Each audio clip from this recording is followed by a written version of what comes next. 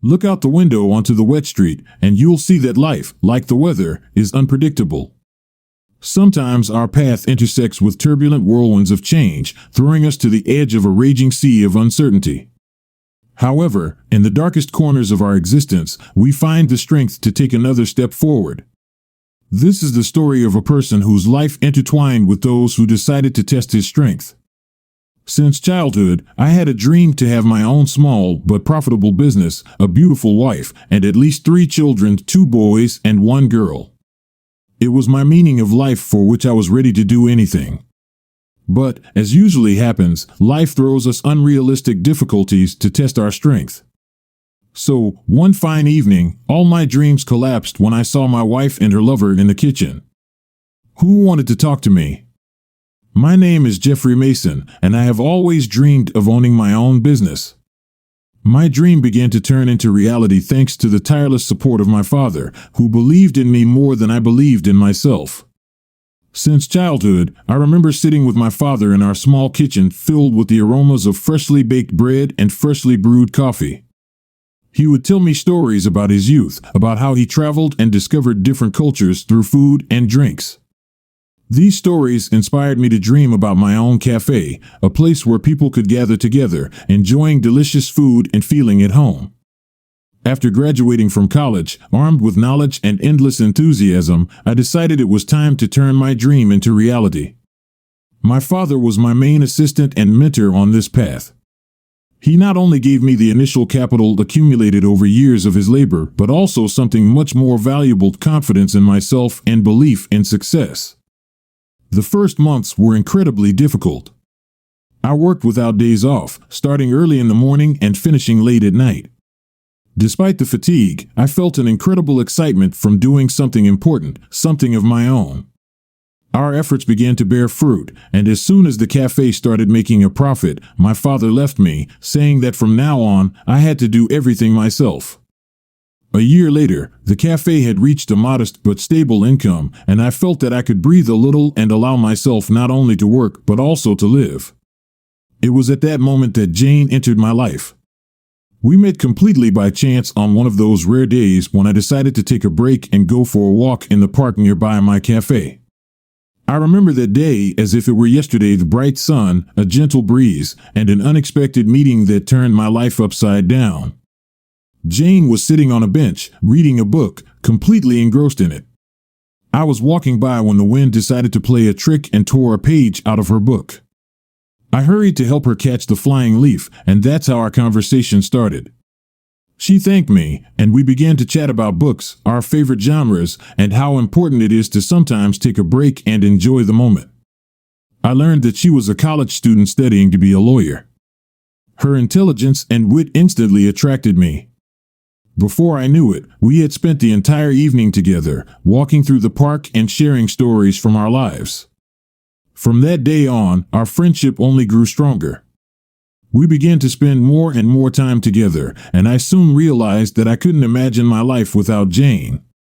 She not only supported me in everything related to the cafe, but also inspired me to be better. I loved her for her kindness, intelligence, and ability to see in me what I could not see in myself. I took care of her, and eventually, after a couple of months, I proposed to her in my own cafe. Since I didn't have much money, we decided to have a wedding and buy a house on credit. I was confident that I would be able to pay off the debts in the near future, riding the wave of our cafe's success and the stability we began to feel.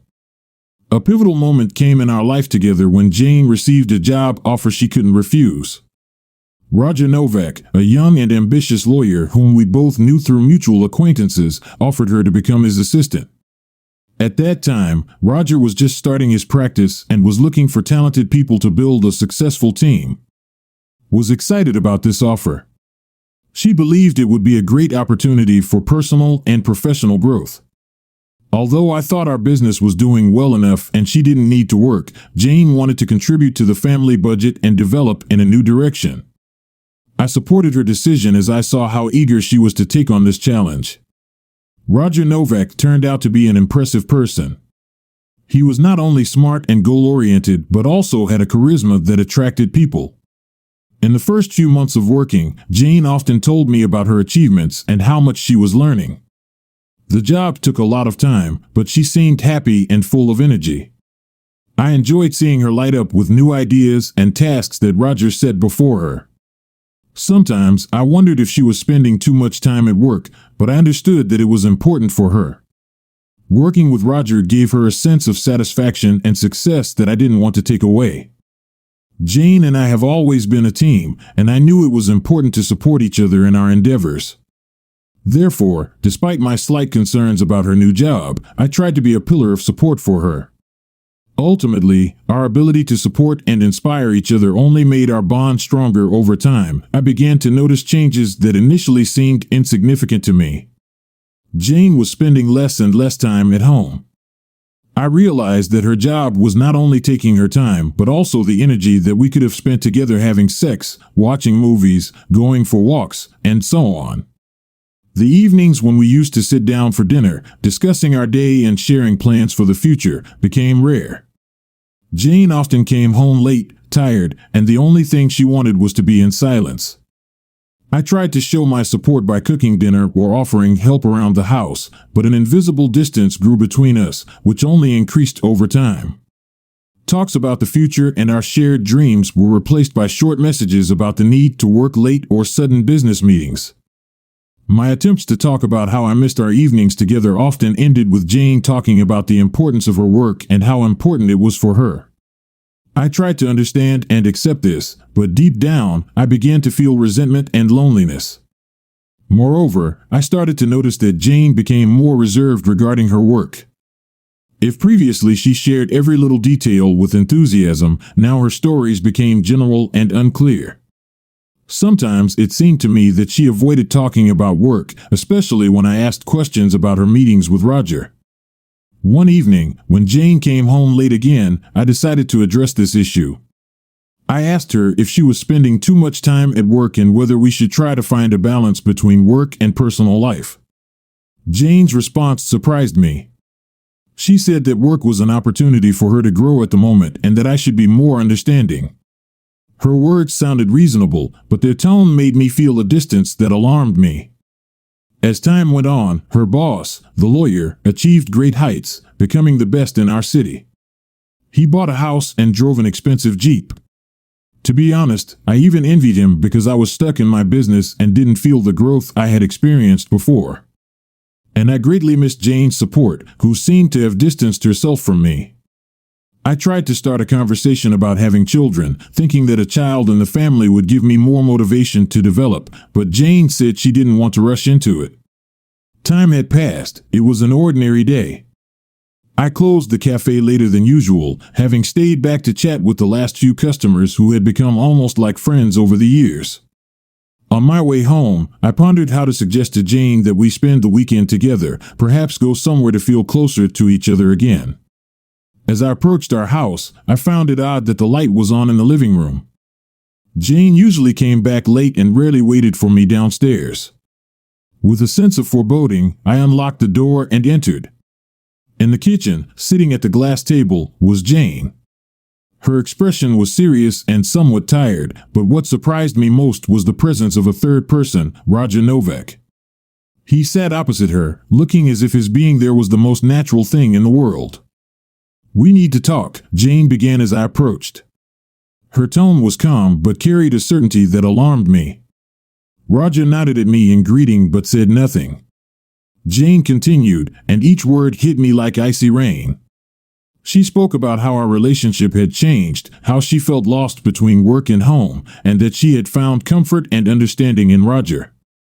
She didn't mention the word affair, but every phrase was imbued with that meaning. Then, as if from afar, I heard her request for a divorce. On the table in front of me lay the papers, neatly folded and ready for signing. In that moment, the world around me froze.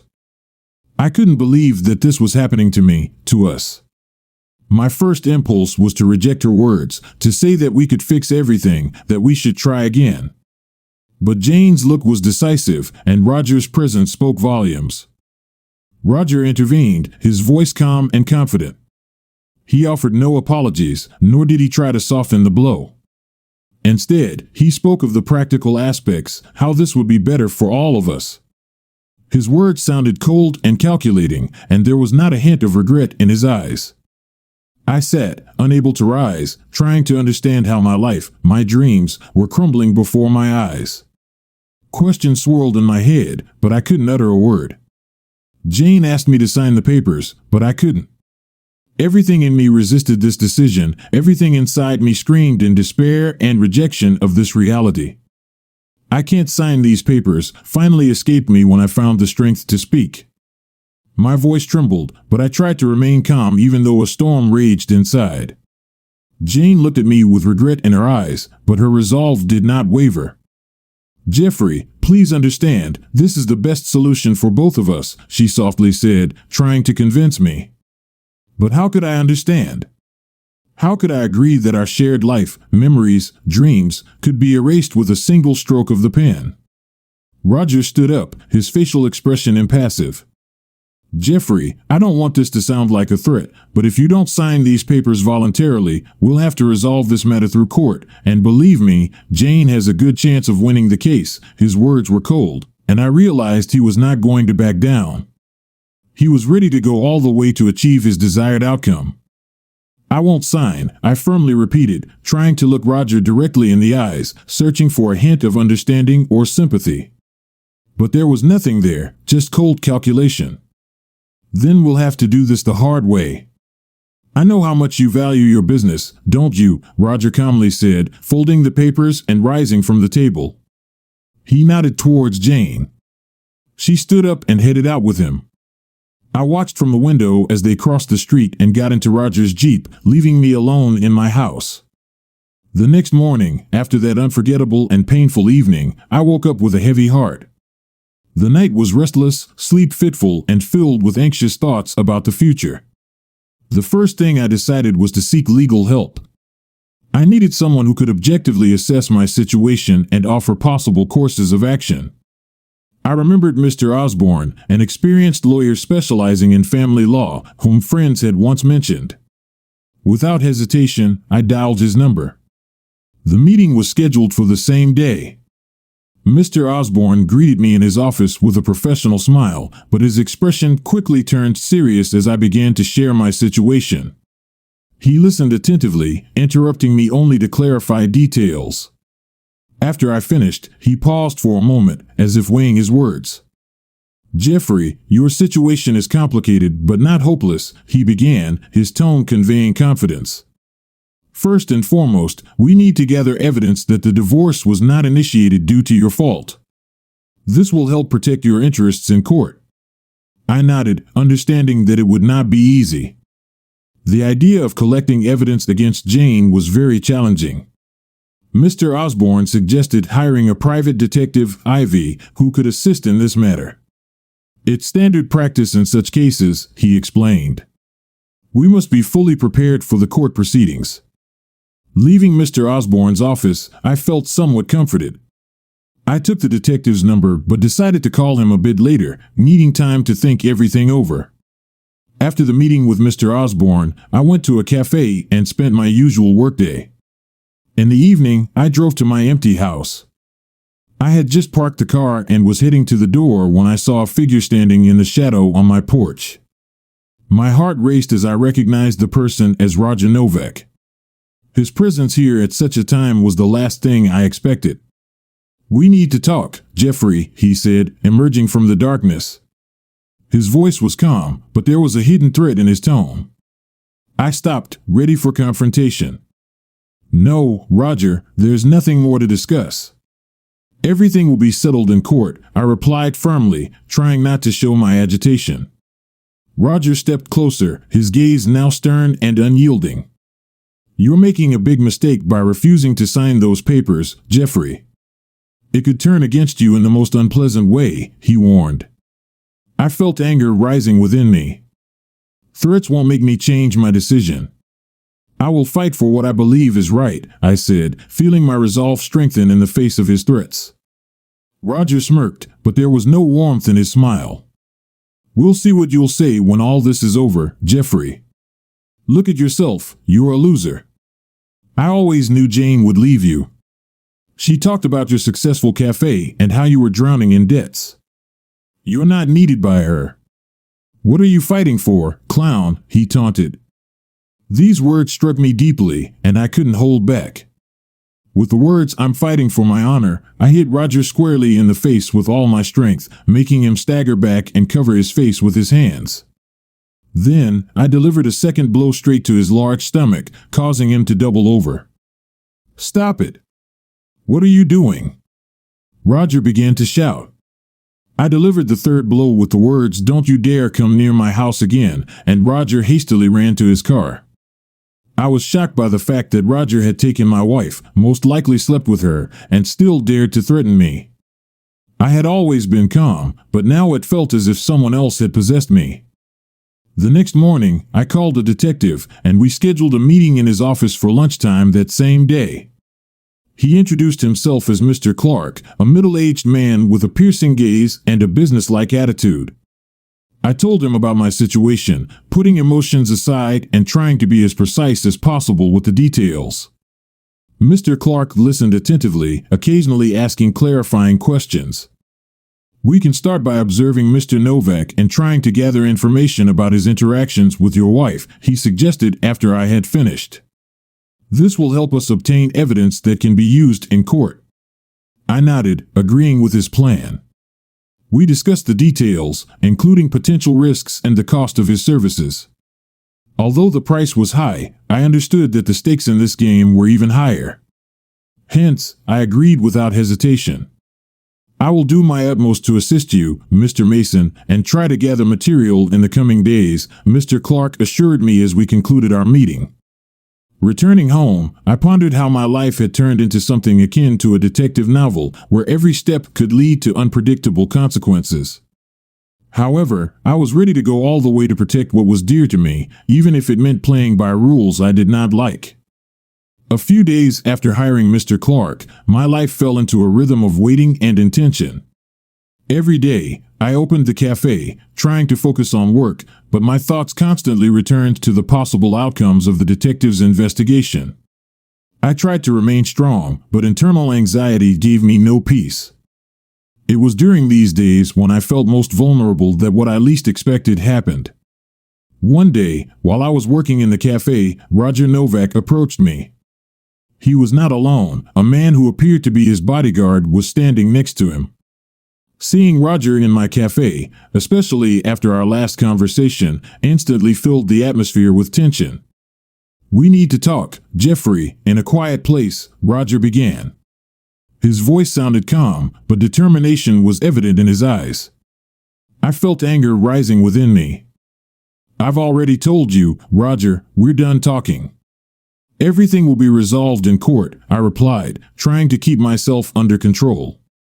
In response, he just smirked, and then his gaze hardened. "Do you really think you can win?" "I'm offering you a last chance to avoid public humiliation," he said. I rejected his offer, feeling my patience snap. "Your threats don't scare me, Roger." "Leave my cafe," I said clearly and decisively. What happened next unfolded with incredible speed. I turned away to call security in my office, and at that moment, Roger lunged at me, knocking me to the ground, and began beating me while saying, "What, you little pup? Thought you could beat me and get away with it unpunished?" He was like a dog that had broken off its leash, pounding on me for about 40 seconds. I was barely able to comprehend what was happening. When I tried to resist, the thug he had brought to my cafe prevented me from doing so. In the end, I was lucky that a patrol car was parked near my cafe, and the police quickly responded, coming to my aid and detaining the frenzied lawyer. We were taken to the police station where I was the victim, and Roger tried to claim that I was the first to attack him, but witnesses and camera footage said otherwise. I was released while Roger was kept at the station and was prohibited from approaching me. A few days after the attack, Mr. Clark contacted me, stating that he had important information. We met in a quiet cafe away from prying eyes. He took out several photos and documents from his briefcase, which, according to him, could be key in the case against Roger Novak and prove his wrongful actions towards me and Jane. The photos captured meetings between Jane and Roger in an informal setting, which in itself was not direct proof of infidelity but supported my suspicions and could be used to support my case of marriage breakdown due to external interference. Moreover, Mr. Clark managed to gather evidence that Roger used his influence to pressure me and my business activities, which could be interpreted as an attempt to harm my well-being. "These are very important pieces of evidence, Jeffrey," Mr. Clark said as he handed me the documents. "They could play a key role in your case, proving that Mr. Novak's actions were aimed at destroying your marriage and threatening your business." I carefully reviewed the materials provided, feeling a surge of strength and confidence. Finally, I had something that could help me fight for justice. I thanked Mr. Clark for his work and asked him to continue monitoring Roger, hoping to gather even more evidence of his guilt. Preparing for the trial consumed all my thoughts and time, but unfortunately, Jane did not contact me once during all those days, which hurt me. However, I realized that I had already lost this person. Each day as the hearing date approached, I felt a mix of determination and anxiety. Working in the cafe became not only a source of income for me, but also a refuge from personal storms. Nevertheless, I knew I couldn't allow my personal issues to affect my professional life. Since our last meeting, Mr. Clark continued to provide me with additional evidence and information that could be used in court. Since Jane and I were still legally married, photographs of her kissing another man would be significant proof of her infidelity. On the eve of the trial, I felt emotionally and physically exhausted. Gathering evidence, endless discussions with Mr. Osborne, and the internal struggle with my own feelings took their toll on me. But I knew I couldn't afford to break down, too much was at stake, and I was determined to see this through to the end, regardless of the outcome. The day of the court hearing arrived faster than I expected, and I felt simultaneously ready and utterly unprepared for what was to come. Mr. Osborne assured me that we had done everything possible to prepare for this day. He detailed the process of the trial and what arguments would be presented in defense of my position. Arriving at the courthouse, I was engulfed by a mix of excitement and tension. The corridors buzzed with legal hustle, but for me, the world seemed to pause in anticipation. In the courtroom, I saw Jane and Roger for the first time in several months. Jane looked calm, which only added to my nervousness. Roger, on the other hand, appeared as confident as ever. As the hearing began, I tried to focus on every word spoken by the judge and the lawyers. Mr. Osborne effectively laid out our arguments, highlighting Roger's wrongful actions and their impact on my personal and professional life, and how my wife had been unfaithful during our marriage. He presented the evidence we had collected, including photographs and testimony, to support our position. However, when it was Jane's lawyer's turn to speak, my anxiety intensified. He presented their version of events, trying to portray Jane in the most favorable light and justify her decision to seek a divorce. Jane claimed that I had resorted to physical force against her and she had fled to her employer. Although I tried to remain calm, it was difficult to listen as they attempted to justify actions that had caused me so much pain. I just wanted to get divorced and forget all of this like a bad dream. The days of waiting for the court's decision seemed to stretch on endlessly. Every phone call made my heart freeze in anticipation of news, but time passed, and there were no updates from Mr. Osborne. My life was momentarily paused in waiting, and I tried to occupy myself with work at the cafe to distract myself from the obsessive thoughts about the trial. Finally, on one of the clear autumn days when the leaves had already started to turn yellow and fall, a call came through. It was Mr. Clark. His voice sounded firm and calm as always, but I immediately felt that he was bearing important news. "The court has made its decision, Jeffrey," he began, and my heart started beating faster. "The court has found our side's arguments to be valid. Your marriage to Jane will be dissolved at your request on the grounds of the evidence we provided of her guilt in the destruction of marital relations." I froze, trying to catch every word, afraid of missing something important. "What about Roger?" I asked, barely catching my breath. "As for Mr. Novak, the court has ruled in your favor. He will be issued a restraining order against contacting you, and he will also be required to pay you compensation for emotional distress and cover the legal costs. The compensation will be substantial," Mr. Osborne continued. These words felt like a heavy weight was lifted off me. I felt relief mixed with the bitterness of understanding that this process had definitively put an end to my relationship with Jane.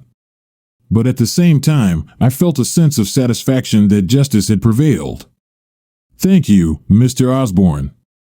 I couldn't have managed without your help," I said, feeling my voice tremble with emotion. "I'm glad I could help, Jeffrey.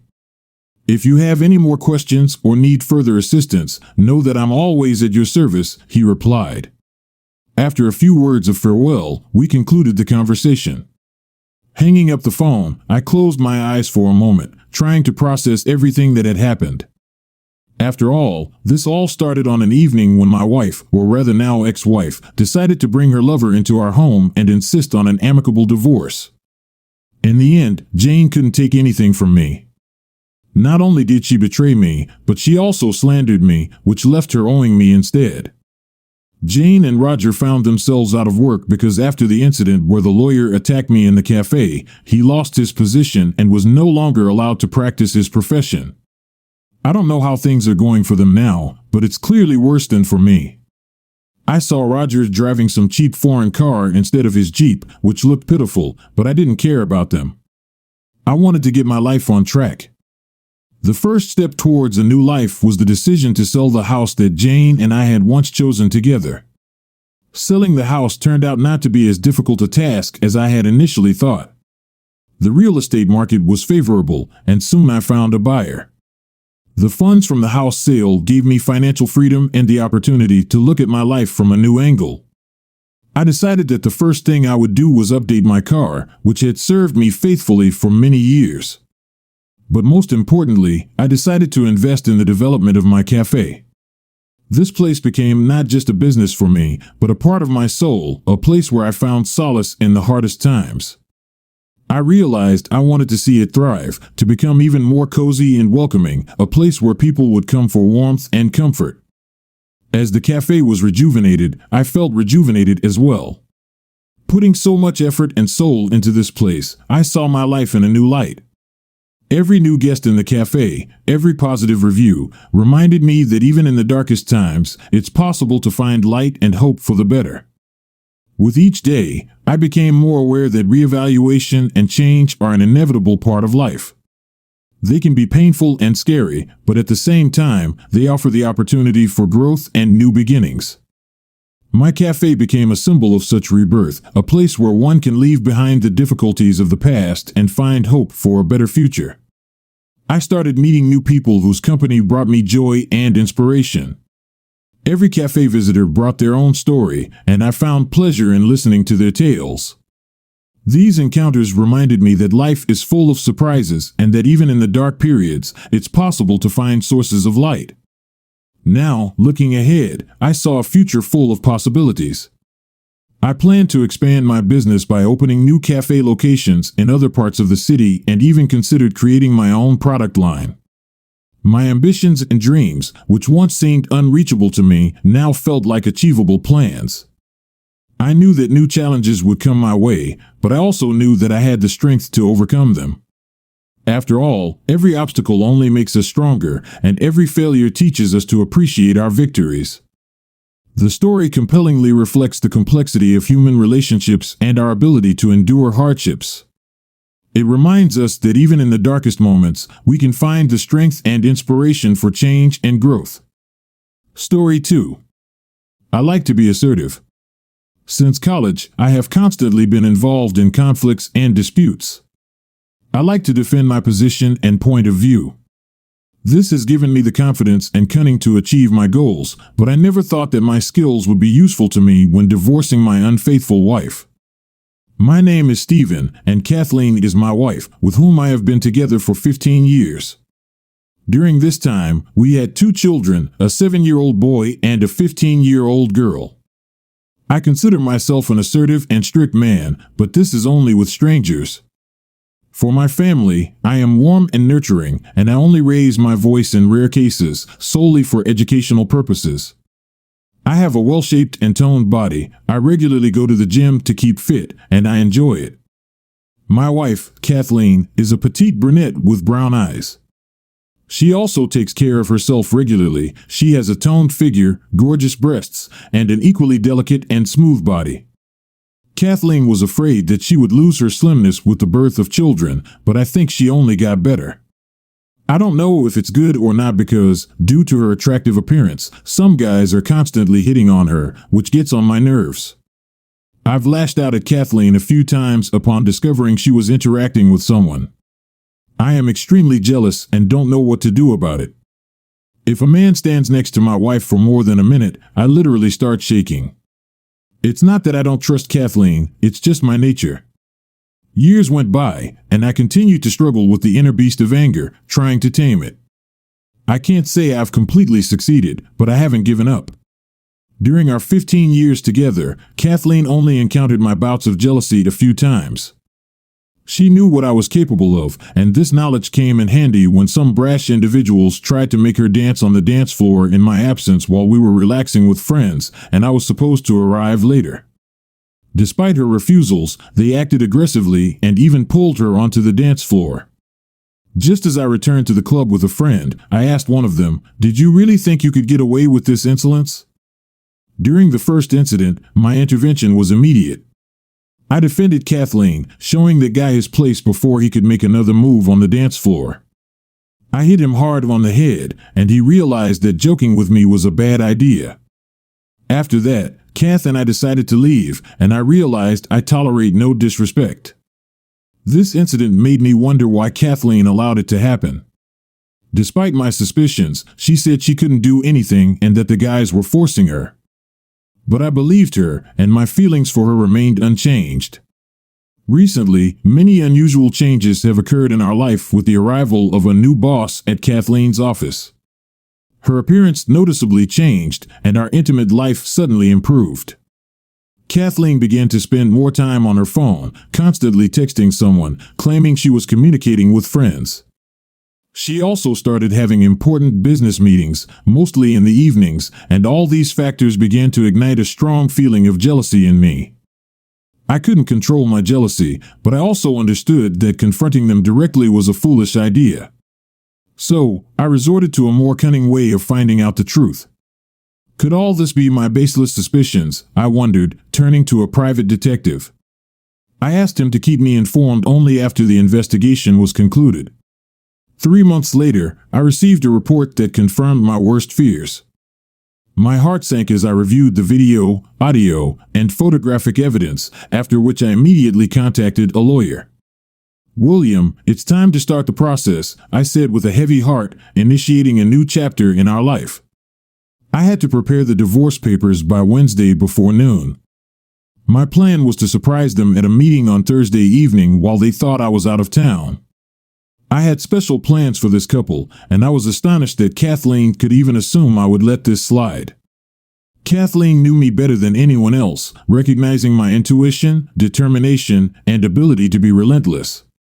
She saw how I ruthlessly took charge of the company and confidently dealt with competitors, now controlling a major transportation company and earning respect among drivers, whom I always treated fairly. I was confident in their support. I provided Kathleen with everything she needed and treated her like royalty, which she was well aware of, telling all her friends and relatives about my care. Nonetheless, the question remained, why did she risk everything for a fleeting affair with her boss? My wife seemed to think I was on a business trip, based on her conversation with her boss about being available that evening. Thanks to software from the private detective agency, I could monitor her messages and calls, confirming my suspicions. I found out which restaurant and what time their romantic date was scheduled. My determination and sense of betrayal only intensified after seeing how she behaved and realizing her boss's audacity.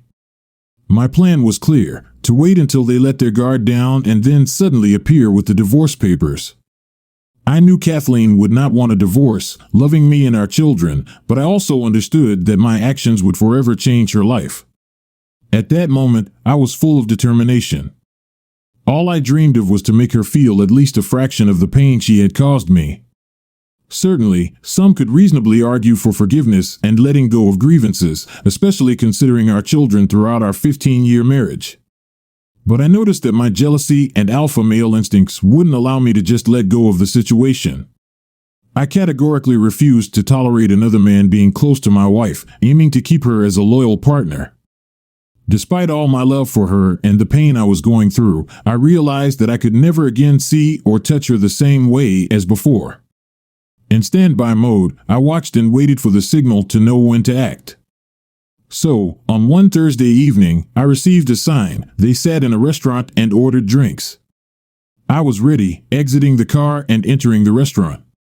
I exchanged smiles with the hostess and, holding back my anger, began to act according to plan. My wife was sitting at the table in a provocative cocktail dress that accentuated her cleavage, and it was driving me crazy, especially because she never wore such a thing for me. I was confused and upset by her behavior. Why did she do this? It was madness. It seemed like she wanted to look seductive for her companion, which only intensified my anger. Approaching their table, I noticed how they were engrossed in each other, creating an adorably cute scene. Only when I pulled out a chair to sit at their table did they notice me. Kathleen's gaze was clouded with a mix of fear and guilt, something I had not noticed before. I, her spouse, found myself in an unfamiliar situation, while her boss just looked at me with dissatisfaction, apparently not realizing who I was. I started cheerfully, "Hello, Kathleen, how's your date going?" I asked with a smile, adding, "And what brings you here?" "Thought you wouldn't be around." She hesitated, trying to find the right words, and began, "Richard invited me to dinner to talk about changes in the organization." "Join us," she responded softly, not losing her politeness. Quickly gathering herself, she stood up just as my order arrived. Ignoring her words, I proposed a toast, "Let's drink to an exciting evening." Then I turned to Richard. "You know, Richard, our marriage is built on honesty and trust. Are you married?" "Yes, Stephen, I've been married for 20 years, and I highly value my marriage." "I agree with you that honesty and trust are the foundation of any marriage," he said without a hint of doubt. Kathleen confirmed that trust and honesty are key to our happiness. Despite the clearly business nature of the meeting, I continued, "You see, Richard, our marriage is strong," showing care for Kathleen and her fidelity. Clearly annoyed, they tried to restore a professional atmosphere. "How long have you been seeing each other?" I asked, keeping my smile. Kathleen tried to take control of the situation, assuring that it was purely a business meeting. Her colleague supported her, affirming the professional boundaries of the meeting and apologizing for any possible misunderstanding. The way they tried to justify their meeting amused me immensely. In the softly lit shadow of the restaurant, I began with an apology, trying to soften my voice. "I apologize, but it seemed to me you've never invited my wife on dates, right? This is just a business meeting, as you said, Richard. There's really nothing going on between you." Richard nodded, assuring me that the meeting with Kathleen was strictly professional. "Yes, that's true," he confirmed. "There's nothing between us but work." And I wanted to hit him right there in the restaurant, but I restrained myself. My heart was filled with doubts, but I decided to ask the question, a question that could clarify everything. Kathleen hurried to reassure me, "Darling, it's really just work matters." I would never give in to the advances of another, especially with my boss. "Don't be so jealous," her words seemed sincere, but I couldn't shake off the feeling of jealousy. Looking at her in a glittering dress next to an attractive man, "Do you understand why I might feel this way?" I tried to explain as Richard friendly patted Kathleen on the back, seemingly trying to comfort her. Just for him touching my wife, I felt entitled to break his finger. Suddenly, the atmosphere of our conversation changed when I signaled a stranger at the bar approaching our table. He handed me a folder with photos and then quickly disappeared. Spreading the photos on the table, I turned to Kathleen with sadness in my voice. "Kathleen, I have always loved you with all my heart, but now with these proofs before me, my heart is broken," I said, with a hint of sarcasm. Kathleen froze, seeing the photos, her eyes widening in horror. Richard started demanding explanations, but I simply asked him to be quiet. Flipping through the photos, I couldn't resist making ironic remarks. "See, Kathleen, you look so beautiful, and Richard, it seems, is utterly thrilled. I think this is the most successful photo. It shows your faces and how you enjoy the process. Richard, I see you are incredibly fond of my wife, aren't you? Thus unfolded this dramatic scene, revealing the secret connections and passions hidden behind the mask of business relations. In the restaurant, the atmosphere became tense to the limit. Kathleen could no longer hold back her tears and desperately begged me to stop, noting that the attention of those around was focused on our table. I tried to speak softer, not to attract unnecessary attention in such a public place, feeling uncomfortable myself that all this had to be discussed in such an atmosphere. You understand what this looks like, right? There's only one way out of this situation, she said, swallowing her tears. I looked at her with mild surprise and calmly replied, so you're planning to keep lying. But let me show you something. I laid out the evidence of my words on the table, hours of video recordings, text messages, emails, and photographs. I never thought you were capable of this. It hurts, and I spent a tremendous amount of resources to gather all this legally, I continued, looking her straight in the eye. Tonight, it all ends. These are the divorce papers, I said, handing her the documents. Your affair with another has destroyed our marriage and killed my love for you. You have caused me pain that I cannot forgive. If you don't sign these papers today, everyone will know the truth. Our children deserve to know who their mother really is, I said firmly, knowing the decision was made. Kathleen, tears rolling down her cheeks, and her lover seemed bewildered. She tried to plead with me, offering typical excuses, but I was unyielding. Stephen, I love you. Please give me another chance, she finished. I'll be back, I said, getting up from the table. When I return, these papers need to be signed, otherwise, I promise you can't even imagine the chaos I can bring into your life. That day, as I left, leaving Kathleen in tears and her heart in ruins, it was clear to me that Richard was ready to do anything to extract her signature. He wanted to save himself at any cost. While I was away, the speed of his actions was astonishing. He realized that neither his wife nor his job should see those documents. The threat of a public expose through video hung over him, and he was resolute in his determination to avoid it. His plan to persuade Kathleen to sign the divorce papers, and that was all I needed. When I returned, they were sitting and talking heatedly. Kathleen, just sign them now, and I promise you that I'll make it so you can be together. That's it, he began his persuasion. I'll give you a chance to talk to him, to convince him of your love, to suggest going to therapy. Just make him wait, say that it's the least he can do after 15 years of marriage over one mistake. This is our best shot, he said, appearing sincere. After all, if he had those videos and audio recordings, it would have been bad for both of us.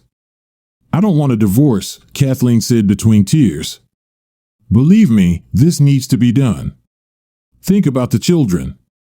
You don't want to lose them, do you? Her lover continued to persuade her, her tears emerging again. After a short contemplation, I approached the table. So, did you sign the papers? I asked, with sadness in my voice. She met my gaze and whispered, Darling, I'll do anything you ask, including signing those documents. But please, give me a week before making any final decisions. Can you let me go home? Give me this week. After 15 years of being together, can I spend it with our children? I paused for a moment, weighing her request. In the end, my heart softened. Though you deserve my anger for what you've done, I'll give you a chance. You'll stay in the guest bedroom. I can't let you sleep next to me, but sign the documents so I can leave. She sorrowfully signed her name, and I placed the documents in a folder. Standing up, I was ready to leave, but before doing so, I took her hand. She smiled briefly before realizing I was removing her wedding rings and leaving mine on the table, carelessly tossing it into her glass of wine. Her eyes filled with tears, but I couldn't hide a smile, seeing her begin to understand my pain. Turning to Richard, I said, Now she's yours. Do as you wish.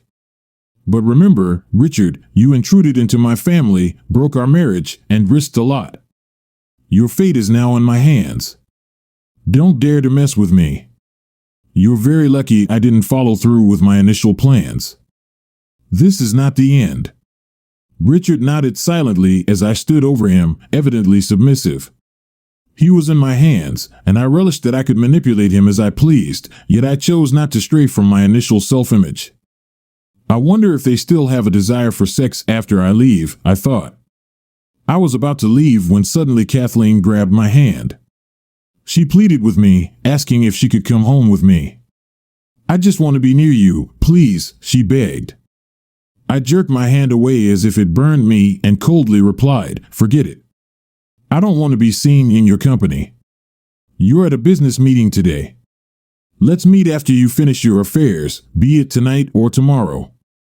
I don't care. You have a week. You disgust me, and I'm ashamed to have ever been your husband. Yes, I made a mistake, but frankly, I don't care. I kept my emotions under control and took pride in being able to contain my anger like a real man. Because no matter how menacing a man might appear, he must remain human. I gave her a week. Let's see what happens next. The next morning, after she came home an hour after our conversation, Kathleen seemed to realize that I was not in the mood for a calm dialogue and went to the guest room. When we met in the kitchen, still thirsting for revenge, I continued in the same vein. Good morning. How is my unfaithful wife today? You don't mind if I call you that now, do you? I asked with irony. She flinched and, looking down at her coffee, she uttered the standard words for such situations, saying, we need to talk. But I was adamant. Kathleen, I know all about your affairs, how you deceived me and said all sorts of things about me and our marriage to him. I saw how you tried to impress him while you never gave me such attention. Crying, she tried to explain, saying she never intended to hurt me. But I replied, the problem isn't infidelity, Kathleen. The problem is that you chose this and tried to hide it by continuing to lie. It disgusts me to think about how many others there might have been like him. How could you lie and come back to me pretending nothing happened? Kathleen talked about love, but what does love have to do with it when trust is shattered? I loved you, Kathleen, but the trust is gone. The question is, did I ever really know you? I concluded, with my voice saturated with emotions. I opened up to her, and in her tears, I saw the realization of the depth of my feelings and the horror of her actions. No apologies, only an admission of guilt. It's all right, I understand that, and I'm disgusted with myself, she confessed, admitting her soul's guilt. I don't think you can forgive me, but I don't want us to part. I'm ready to do anything to keep us together. I need professional help, and perhaps together we can work through my issues. Please, stay with me, she pleaded. I pondered before responding, Kathleen, you can always seek support. I'll be there, but I can't continue a relationship with someone who was so easily ready to reject me. Your actions have shown me your true feelings, and I don't see a future for us together. Others will find happiness with me, you've missed your chance. Spend a week with our kids, think about how you'll explain your departure. I will maintain dignity and not slander you before them, but be honest about the reasons for the separation. They will stay with me. If your behavior is unworthy, I will ensure you have access to the children, but if your behavior does not change, I will have to limit the meetings. I have 2 questions for you. Why did you decide to risk everything? Was it worth it? I asked unexpectedly, but Kathleen began to cry and went into the living room. I decided not to bother her anymore today. I had an important meeting. Then I contacted Richard to discuss the consequences of his actions at lunch. I offered him a plan to finally support Kathleen for the next couple of years as a form of compensation. This is the least you can do, I said, detailing the plan. If you don't follow through, you'll lose your job, and your wife will find out about everything. Despite my disappointment in Kathleen, I still cared about her and wanted to make sure she would be okay. You must take responsibility for your actions. I concluded the conversation with Richard, emphasizing the importance of the consequences of his actions. Richard made payments every month, not forgetting my warning. I began recalling our conversations and Kathleen. She tried to explain her actions, admitting that she had deceived me and that it was in vain. She regretted it but could not understand why she had done it. Now she was alone, having lost the love that was once hers. I could have completely destroyed her life, but the loss of family and my love seemed punishment enough. She sought answers but could not explain her action, only saying, "I don't know why it happened." She claimed it was not related to our relationship, that she loved me and was happy with our life together, but something new and exciting prompted her to cheat. Kathleen, if you were happy, why did you choose such provocative outfits for him, things you never did for me? Perhaps if you had put as much effort into our relationship, we would not be in this situation. Your actions and words, it just happened, do not give me answers. You say you love me, but your actions suggest otherwise. I hope one day you can explain this to me sincerely. After the divorce, the children stayed with me, and I, along with my ex-wife's lover, helped her get back on her feet. I did not want her to hit rock bottom because I understood that everyone makes mistakes, but it's always important to understand that every action has consequences, which can be far more destructive. I'm glad I was able to not give in to emotions and make the right decisions. This story of separation and the subsequent actions of the protagonist demonstrates the importance of self-respect, compassion, and readiness to make difficult decisions in emotionally charged situations. It underscores the significance of maintaining humanity and support even in moments of disappointment and betrayal.